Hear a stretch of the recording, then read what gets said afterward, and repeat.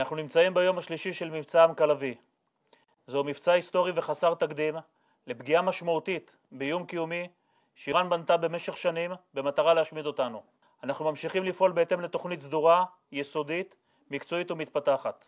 ביממה האחרונה סיימנו לפרוץ ציר אווירי לטהרן. ביצענו קרב הפקעה אווירי. טייסי חיל האוויר טסים תוך כדי סיכון במרחק של מאות רבות של קילומטרים משטח מדינת ישראל ותוקפים מאות מטרות מגוונות בצורה מדויקת. לצד זאת מאתרים ומשמידים משגרי טילים שיורים לעבר שטחנו.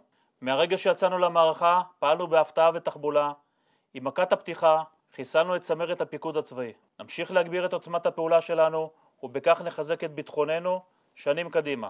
ההגנה על העורף שלנו היא חלק משמעותי במערכה. כפי שאמרתי לכם בתחילת הדרך, יהיו אירועים קשים. אנחנו נמצאים בעיצומו של אתגר שונה מזה שהורגלנו אליו. ידענו שיהיו מחירים והם ממחישים את הסיבה לכך שפעלנו עכשיו לפני שיהיה מאוחר מדי.